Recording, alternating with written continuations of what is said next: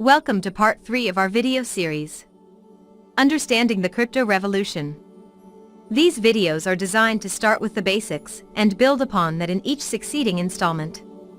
Though we never give investment advice, we believe that it is vital that everyone be fully aware of the upheaval that is already shaking the world's money systems. You may ask, is this a bad thing? To answer this, consider what is happening to our existing systems. Throughout history, governments all over the world have abused their money systems. It is far too tempting to leaders to fix immediate problems by using permanently damaging measures. Inflating the money supply to cover irresponsible spending is always the easy fix. They say, let's just do it, and let future generations bear the consequences.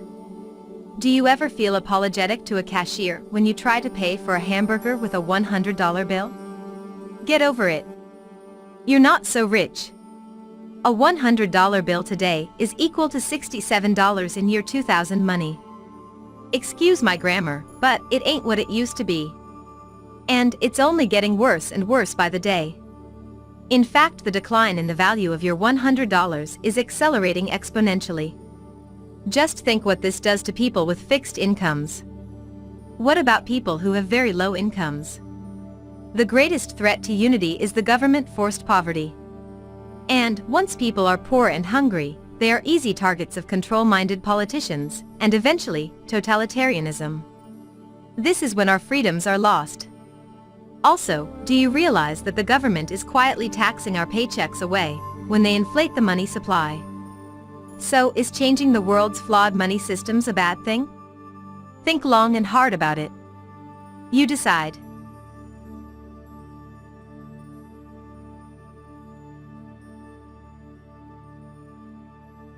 We have mentioned the mathematical process of hashing several times already.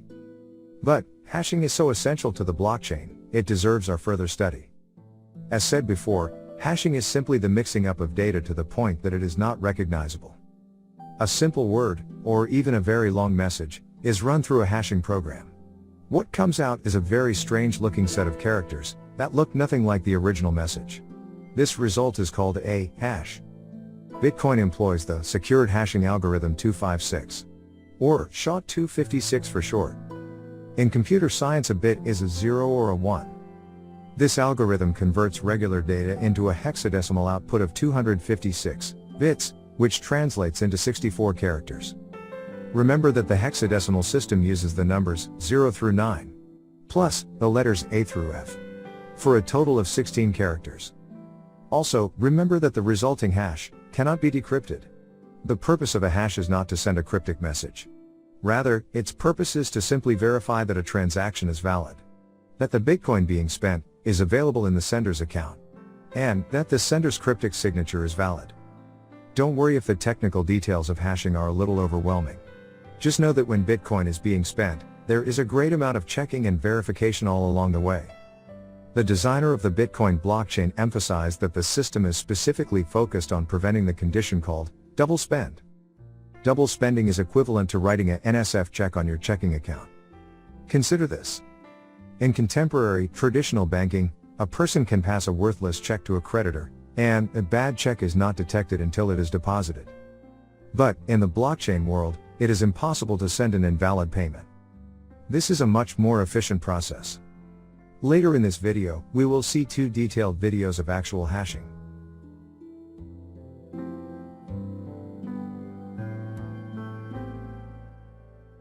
Before we watch a video illustration of SHA-256 in action, here are some interesting facts about hashing. 1. Deterministic.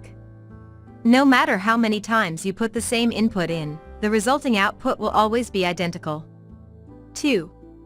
Fast. It is a fast process. The hash computation is efficient and void of any heavy computation. Kinda like a random number generator. 3. Unique. For every given string of input data, the result will always be unique. 2 separate inputs will not result in the same output. In other words, outputs will not collide with each other. 4. Irreversible. You can never use the output to back into the original input. Therefore, as you can see, a hash is not a cryptographic message that can be decrypted. Its purpose is only to verify and validate an action.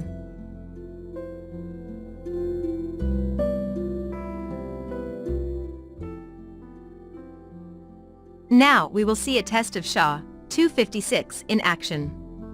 Watch as I type in 4 unique messages. First, I will type in a line and end it with a period. Then, I will type in the same line, but without a period, at the end. Thirdly, I will type in the same message, in all capital letters. Finally, I will type in a longer message. As you watch the output hashes appear lower down the screen. Observe. Even a slight change in the input, such as leaving out a period, capitalizing a letter, results in an entirely different hash. Also, notice that regardless of the length of the input, the resulting hash is exactly 64 characters. Now watch the demo.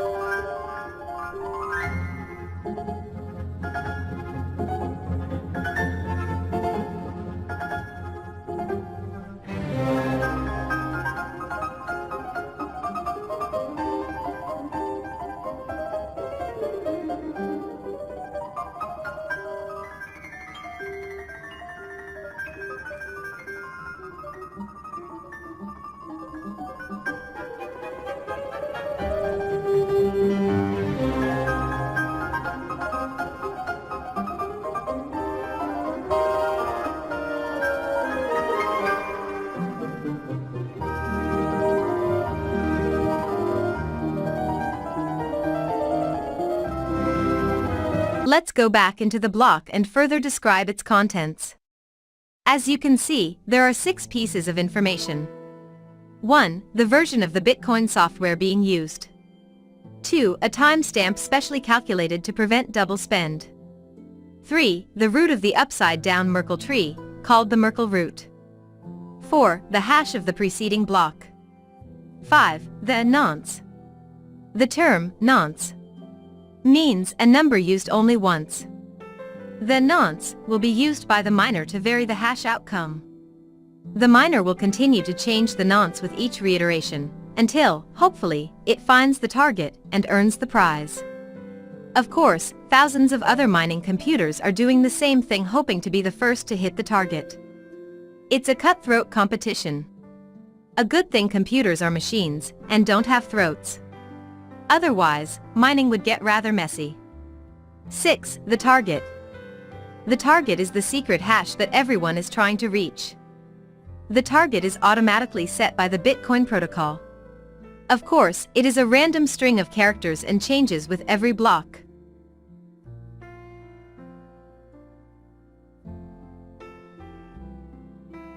Here is a closer, more detailed view of the inside of the block header. Notice the elements of the header. Look at the software version at the top. Notice the previous block hash. Interestingly, notice how the previous block hash is presented, and notice the timestamp. Notice the nonce. In a few minutes, we will see how this nonce is actually used in attempting to find the target. Then, to the right, notice the target block hash. This is also called the difficulty target.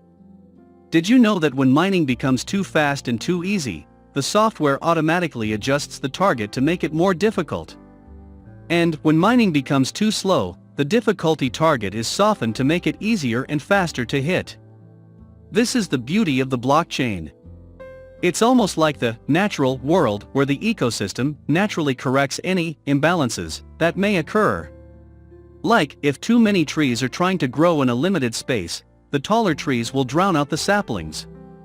There are other self-regulating features of Bitcoin to be discussed later.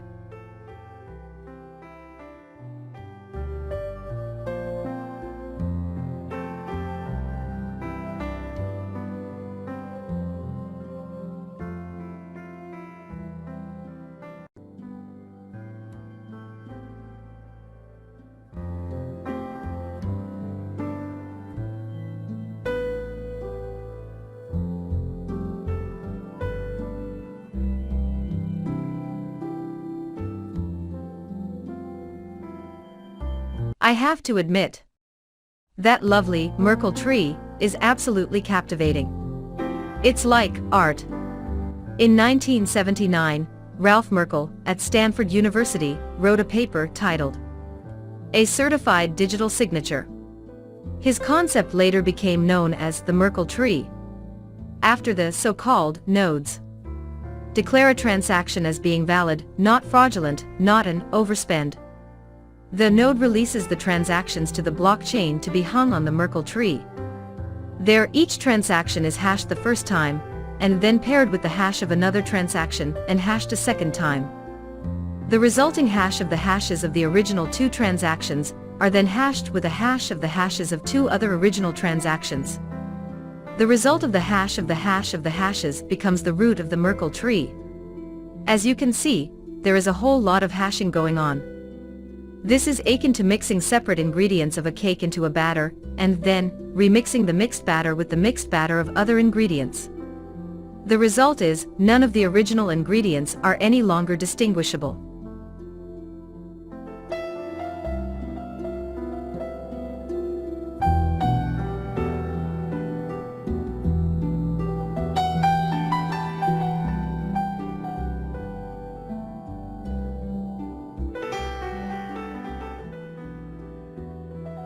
Now Jason, an expert, will demonstrate how the miners attempt to win the prize by trying to hit the secret target hash. He's a great teacher. Watch him work. Alright, so now that we understand hashing, we can move on and talk about what the miners are actually doing. So when a miner picks up a block, the main part of the block that they're concerned about is this block header. The block header is where all the information that they need is contained. So the first thing they're going to look for is this previous block hash. And that's going to be contained in the block header. And the previous block hash is like a fingerprint of the previous block. It's a hash of everything that was contained in the previous block's header, all hashed together, and you get this output here. So this is like a unique fingerprint and what links the blocks together throughout the chain. The next thing that's going to appear is the Merkle root. And the Merkle root is just a fancy word for the hash of all the transactions contained within the block. So this is essentially a fingerprint of the block because it's all the transactions hashed together. And I'm going to show you exactly what that looks like right here. Okay, so the Merkle root, also sometimes known as the root hash, is the fingerprint of all the transactions contained within a block. And I want to show you exactly what I mean by that. So imagine what we're looking at right here is a block. And this block has 8 transactions in it. And you can see these 8 transactions along the bottom of the block. So each transaction has transactional data contained within inside, and that information is hashed. So you'll see transaction 1 corresponds with hash 1, and this is a unique fingerprint associated with this transaction. Same thing for transaction 2, hash 2, transaction 3, hash 3, and so forth and so on, all the way to transaction 8, which has hash 8. So that's the first row. We've established the hashes of each of the transactions. But to take things even further, we keep going. So we combine the hash of 1 and 2 to get this hash here. Then 3 and 4 produces a new output. 5 and 6, same thing. And 7 and 8 completes the second row. We keep going all the way up, and you see how we're working kind of like a root, kind of like a tree root. So now we have the hash of 1, 2, 3, 4 and 5, 6, 7, 8, ultimately working our way up to the root hash, or Merkle root, which is this long string here, which is the hash of 1, 2, 3, 4, 5, 6, 7, 8. And you can see that why this is important is because it's very unique, because you can never go back and change 4 because it would mess up everything contained within here, and then once blocks add on, it messes up all of those blocks here. So that's what makes the blockchain very secure and limits the ability to change data. Okay, so we understand previous block hash, we understand Merkle root. Next thing is the difficulty target, and we're going to come back and discuss this in a little bit, but one thing I want you to notice here is the amount of zeros that precede the number. So this difficulty target normally starts with a long string of zeros, and right now the current amount of zeros that the difficulty target is starting with is 19. And if you remember from some previous videos, we've discussed that it takes 10 minutes to mine a block. And these zeros are what allow them to control the time. So if a lot of miners jump on the network and increase the hashing power, they'll add an additional 0. If miners jump off the network and there's less hashing power, they will take zeros away. And what that does is lead to how difficult it is to actually guess the output of the block. And the last piece of information you're going to see right here is the nonce. And nonce is a fancy word for a number once, which is basically a unique number. It's also the only variable in this situation. So I'll show you what I mean here in a second, but these 4 items are what allow us to mine a block. And I'll show you exactly how we go about doing that right now. So we're back to the SHA-256 hash generator. So this top line here that I've put in, this is the previous block's header, the hash of the previous block's header. This second line represents the MERKLE root. And this third line here represents the nonce, the variable in the situation. I've put this number here because this is the difficulty target. This is what we have to get our output lower than. So we have to put in numbers into this situation that are going to produce an output that is lower or less than this difficulty target. So it's going to have to start with 19 zeros, and then the next number is going to have to be less than 8. So I'm going to take this away for now. And we can see with our previous block header hash, our MERKLE root, and our nonce, we do not get to a number starting with 19 zeros. So what hashing essentially is this number here, the top one, that doesn't change. That's a unique identifier. So is the second line. But this number nonce, this can change. This is a variable. So we get the nonce, and it's not right. So what a Bitcoin miner does is, it's 895409233. We take off the last 3, and we make it a 4. It changed. Nope. Now it doesn't start with 19 zeros.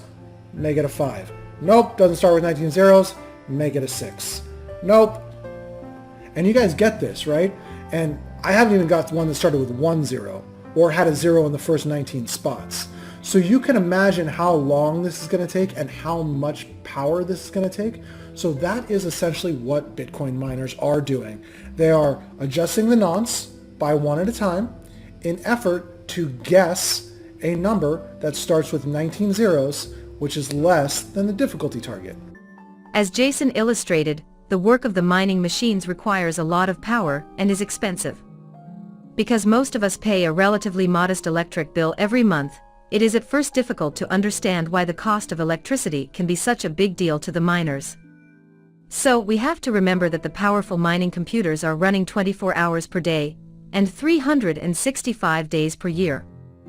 Therefore, mining rewards and transaction fees are necessary to justify the investment required. There are 2 ways miners earn money.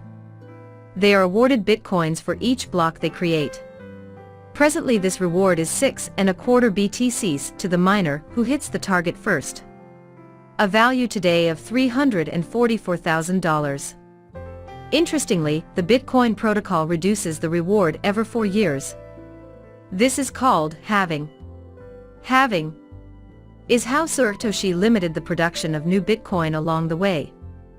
The other way miners are paid is for processing the day-to-day transactions.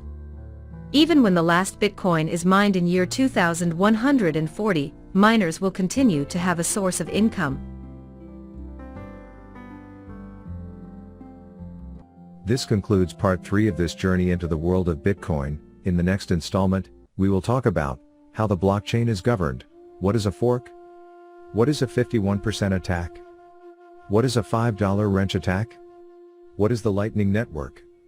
How to buy, sell, and store Bitcoin. How to compare Bitcoin to the thousands of altcoins, how the IRS taxes your profits from selling Bitcoin, how price predictions are calculated based on the stock-to-flow principle. So much more to come. Please send your questions and they will get personal attention and replies. Send to Lonnie at LonnieHardyCPA.com. Thank you.